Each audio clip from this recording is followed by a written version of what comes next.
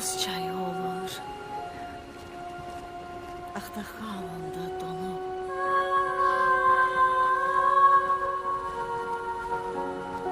Sənin səsini eşidirəm, yanına gəlirəm.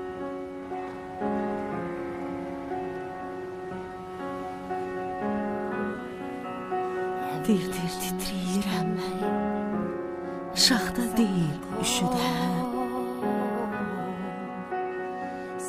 Mənə tanışdı yaman, göydə alışıb yanan, yağış damcısı kimi, yaxındasan bilirəm, köhnə əziz dost kimi, öz yuvama gəlmişəm, indi öz evimdəyəm.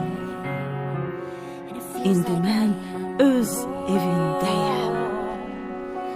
Mən o soyuq sirləri qorudum qala kimi, uzun illər orada. İndi sən çıx ortaya, anlaram hər halından. Söylə haralardasan, çağırıram yoxluqda. Hardasan sən, harda? Aradım ömrüm boyu, gəlsin həsrətin sonu. Sən də mənə bir səs ver, ey səs, səsimə səs ver. Hardasan, söylə, harda? Hardasan?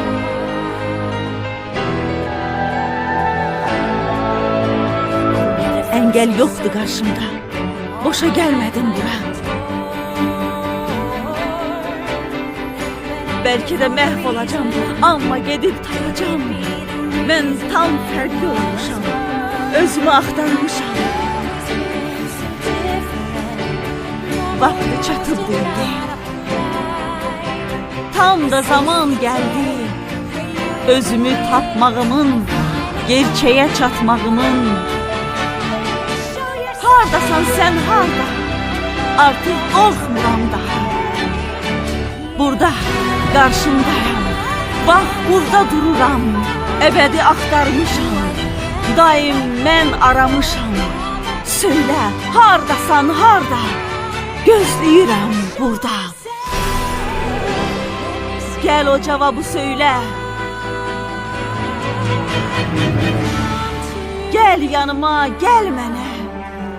Aç qapını, görüşək. Bu həsrəti yox edək. Çıx ortaya, hardasan?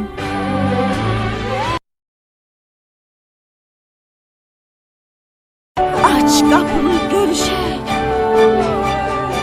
Bu həsrəti yox edək. Bu həsrəti yox edək.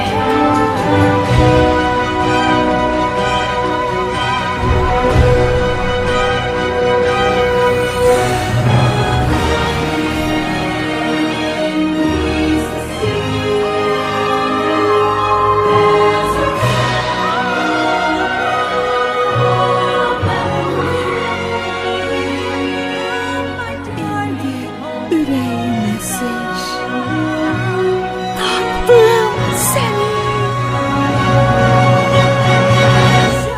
Hardasan soruşuram, ay ömrümün mənası.